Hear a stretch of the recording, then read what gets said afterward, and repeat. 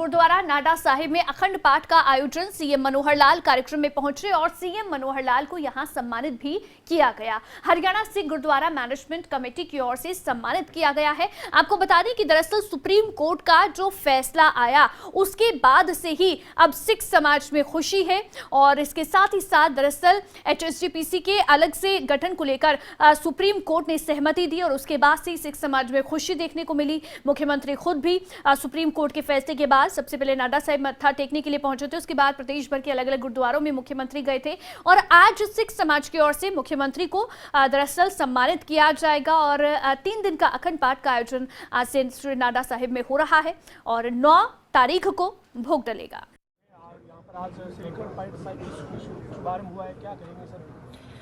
देखिए, जब supreme court ने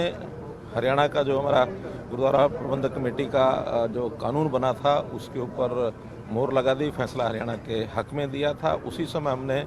मन में विचार आया था कि भी इसके उपलक्ष्य में वाहिगुरु जी का शुक्राना अदा करने के लिए और एक अखंड पाठ का आयोजन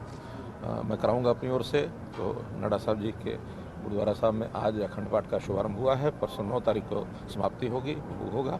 उस समय में उपस्थित रहूँगा और सारी साथ संगत जितनी भी हरियाणा की है, खास करके सिख समाज,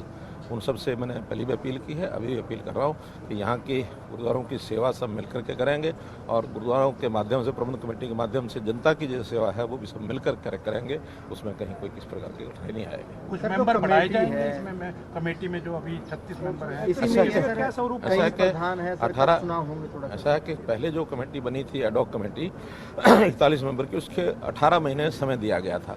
अब चूँकि वो 18 महीने, उस समय कोई ऐसा प्रावधान उसमें नहीं लिखा गया था एक्ट में कि इमरजेंसी में किसी कारण से सुप्रीम कोर्ट अथवा किसी और कारण से ये टाइम लैप्स हो जाए और उस समय तक नई कमेटी नहीं बनेगी, तो ऐसा कोई प्रावधान नहीं था। तो सबसे पहले तो एक ऐसा प्रावधान हम एक्ट में करेंगे कि इस प्रकार की परिस्थिति में यदि कोर्ट के डिसीजन के कारण से या किसी भी कारण से वो कमेटी पूरा काम नहीं कर पाई है तो नए सिरे से एक एडॉक कमेटी बनाने का अधिकार ये सरकार के पास रहेगा। फिर एक नए सिरे से एडॉक कमेटी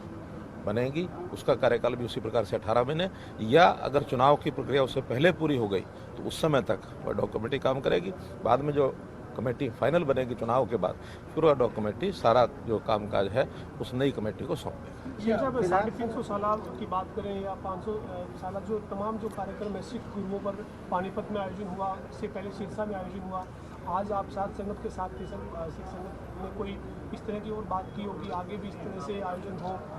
जो तमाम जो गुरु हैं उन गुरुओं की नहीं, ये अलग से कहने की आवश्यकता नहीं है। हमने अपनी एक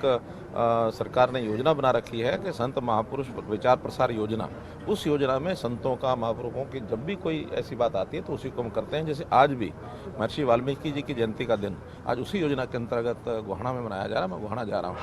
रविदास जी का, डॉक्टर अम्बेडकर जी का, भगत कबीर का, संतों का, सिख गुरुओं की, ऐसे जितने भी और भी कोई ऐसे महापुरुष जो आते हैं, खास करके जो ऐसे तबके हैं जो अपने आप बड़े कार्यक्रम नहीं कर सकते, ऐसे तबकों के सब कार्यक्रम जो है सरकार उस योजना से करेगी और वो हमारी एक योजना है, उसमें हम अपनी ओर से